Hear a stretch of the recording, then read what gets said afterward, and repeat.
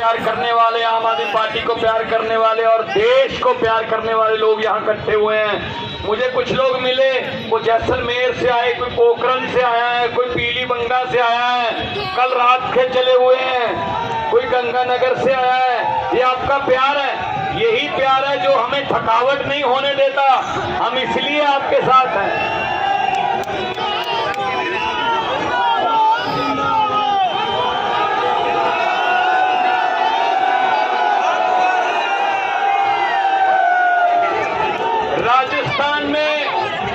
राजस्थान में दोनों पार्टियों ने बारी बारी 5-5 साल की बारी बनाकर राजस्थान को लूटा के नहीं लूटा। 5 साल बीजेपी, 5 साल कांग्रेस।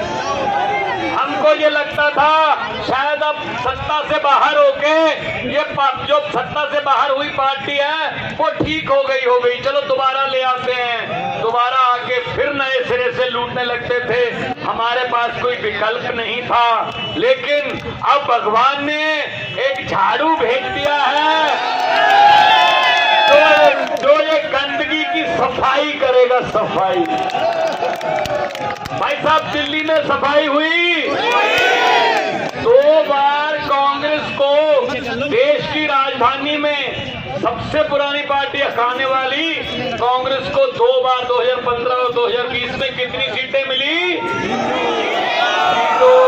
0। और उसके बाद पिछले 1 साल अभी हुआ नहीं है। 16 मार्च को 3 दिन बाद एक साल होगा पंजाब में सरकार बने हुए, और 117 में से 92 सीटें आम आदमी पार्टी को, और बीजेपी को कितनी? 2। स्कूटर पर बैठकर भी विधानसभा आ सकते हैं। जब झाड़ू चलती है ना, ऐसे सफाई होती है। फिर तो जो मैं आपका जुनून देख रहा था, जो आपके इरादे, जो आपकी आंखें बता रही थी कि राजस्थान में भी आप झाड़ू चलाने के लिए तैयार बैठे हो, अब तीसरा विकल्प आ गया है, विकास का विकल्प आ गया है, अच्छे स्कूलों का विकल्प आ गया है, मुफ्त इलाज का और मोहल्ला क्लिनिक का विकल्प आ गया, फ्री बिजली का विकल्प आ गया, इंफ्रास्ट्रक्चर का, रोजगार का विकल्प आ चुका है आपके पास। भाई साहब, जब आम आदमी पार्टी बनी थी तो ये दोनों पार्टियां, बीजेपी कांग्रेस, अरविंद केजरीवाल जी को गालियां देते थे। ये सड़क पर बैठकर कानून नहीं बनते, चुनकर आइए, इलेक्शन लड़िए, चुनकर आइए। भाई साहब देखो कुदरत का संयोग, हम तो चुनकर आ गए, वो सड़कों पर हैं, है ना। अब इनको एक ही डर है कि आम आदमी पार्टी दिल्ली और पंजाब से फैल ना जाए कहीं पूरे देश में। इसलिए ये कहते हैं जिसने स्कूल बनाए दिल्ली में, अरे स्कूल बना दिए, इतने अच्छे स्कूल बना दिए, गरीबों के बच्चे पढ़ लिख रहे हैं, गरीबों के बच्चे तो वकील बन रहे हैं, गरीबों के बच्चे तो डॉक्टर बन रहे हैं। ये तो समझदार हो जाएंगे, समझदार हो जाएंगे तो सोचकर वोट डालेंगे, सोचकर वोट डालेंगे तो कांग्रेस और बीजेपी को कोई भी नहीं डालेगा। तो जिसने स्कूल बनाए उसको अंदर कर दो, मनीष सिसोदिया को अंदर कर दिया। अरे इन्होंने अस्पताल बना दिए, ये तो गरीबों का इलाज फ्री कर रहे हैं, ये तो 50-50 लाख रुपए का ऑपरेशन और पैरासीटामोल की गोली से लेके सब कुछ फ्री दे रहे हैं। ये तो लोगों की 20-20 साल उम्र बढ़ाने लग गए। जिन अस्पताल, प्राइवेट अस्पतालों से हमने सौदा किया था कि हम आपको कस्टमर देंगे, वो प्राइवेट अस्पतालों में कोई जाता ही नहीं है। गरीब तो अपना इलाज फ्री में बड़े बड़े सरकारी अस्पतालों में करवाने लगे। इसका मतलब जिसने अस्पताल बनाए उसको अंदर कर दो। भाई साहब सुरेंद्र जैन को अंदर कर दिया। ये इनकी नीति है, ये इनकी नियत है। ये नीति और नियत दोनों ये हैं भाई साहब। दूसरी तरफ अरविंद केजरीवाल है जिन्होंने दिल्ली में बिजली फ्री कर दी, दिल्ली में इलाज फ्री कर दिया, दिल्ली के स्कूल के काया पलट कर दी। जो 300-350 करोड़ में ओवरब्रिज बनता था वो 100-150 करोड़ में बनाया, और दिल्ली में 12 लाख से ज्यादा नौकरियां दे दी पिछले 7-8 साल में। तो तो दिल्ली का नक्शा पलट दिया भाई साहब, और दिल्ली पर 1 रुपया कर्जा भी नहीं होने दिया। तो अब इनकी निगाह ये है कहीं केजरीवाल दिल्ली और पंजाब से बाहर ना फैल जाए, वरना ये सारी चीजें लोगों को पता चल जाएंगी पूरे देश में।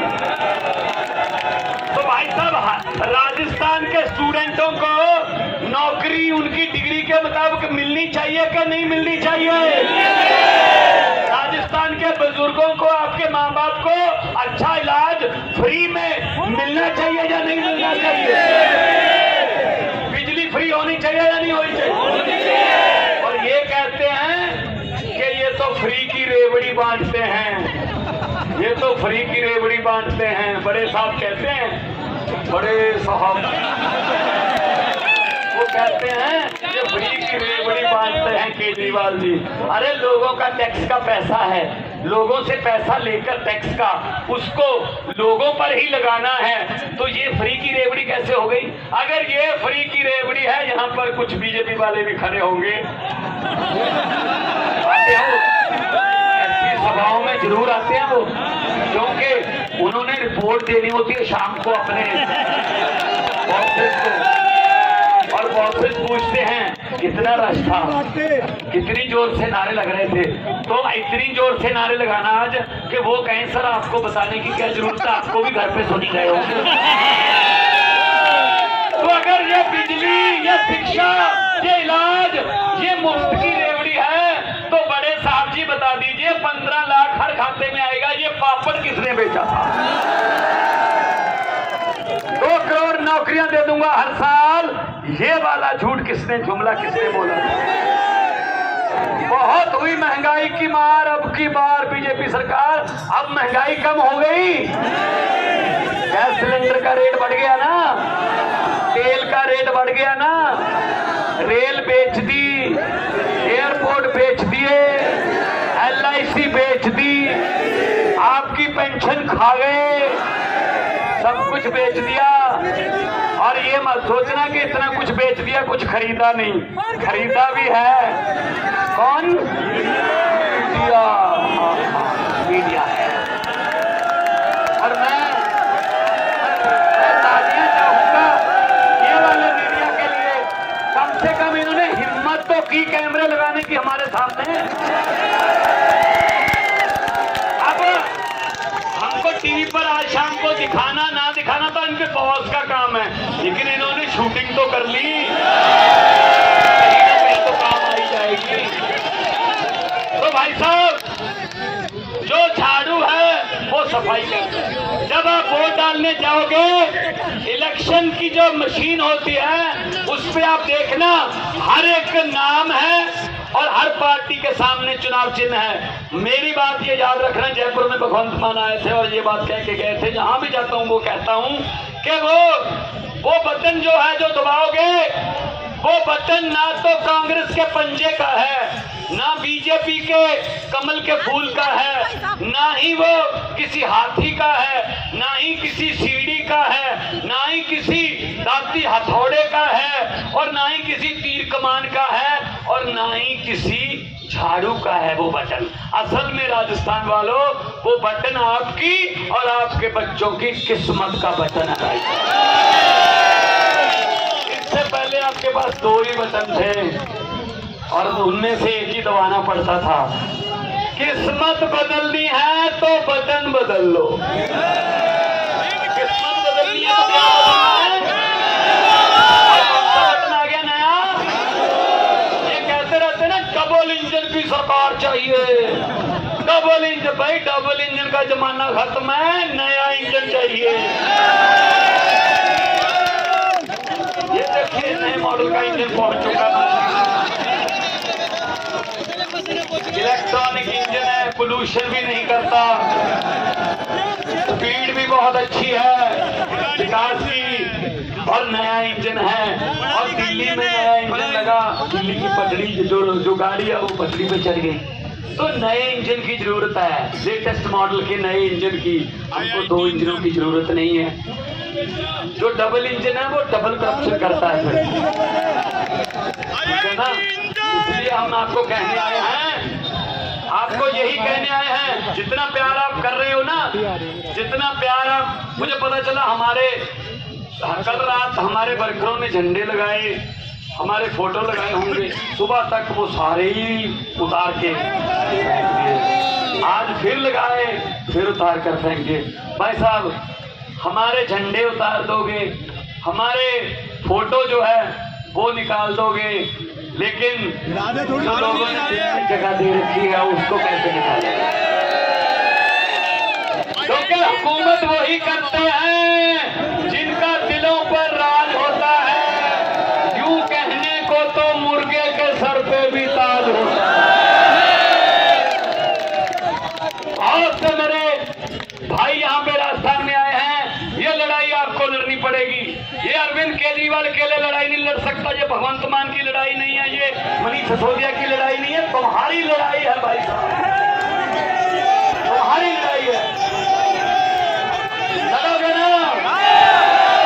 हर घर में केजरीवाल होना चाहिए, हर घर में झाड़ू की बात होनी चाहिए, हो जाएगी ना? सरकारों ने मुझे पूछा कि आपने ये आंधी कैसे रोक दी? मैंने कहा किसकी आंधी? कहते ये बीजेपी की। पंजाब में आपने कैसे रोका इनको? मैंने कहा जी बात सीधी सी है, दिल्ली और पंजाब में हमने कैसे रोका? मैंने कहा जी हम उनका चुनाव चिन्ह क्या है? कहते कमल का फूल। मैंने कहा हमारा चुनाव चिन्ह क्या है? कहते झाड़ू। मैंने कहा कमल का फूल कहाँ उगता है? वो बोले कीचड़ में। मैंने कहा झाड़ू क्या करता है? कहते कीचड़ की सफाई। झाड़ू से कीचड़ की सफाई कर दी, कमल हो गई नहीं पंजाब में। तो यही यहाँ करना पड़ेगा भाई साहब, यही यहाँ करना पड़ेगा, वरना मैं आपको बताता हूँ भाई साहब, अभी तो रेल, तेल, एयरपोर्ट, LIC बैंकें बेची हैं, अभी बहुत कुछ बेच देंगे। ये आपके बच्चों का फ्यूचर बेच देंगे, ये आपके बच्चों की शिक्षा बेच देंगे, ये आपके बच्चों का, आपके बुजुर्गों का इलाज बेच देंगे, ये शहीदों के कफन बेचकर खा गए। इनसे क्या उम्मीद करते हो? ये पत्थर दिल लोग हैं। किसी नदिया के घाट पर अगर जो राजनीतिक लोग फंस जाते तो आम जनता के दो होंठ भी बूंद बूंद पानी के लिए तरस जाते। शुक्र है, गनीमत है कि मौसम पर सरकार हुक्म चला नहीं सकती, वरना सारे के सारे बादल भी इनके खेतों में ही बरस जाते। तो दो हाथों पर उठाकर दो नारे लगाने हैं, और नारे वो लगाने हैं जो यहाँ पे आए हैं उनके वाले।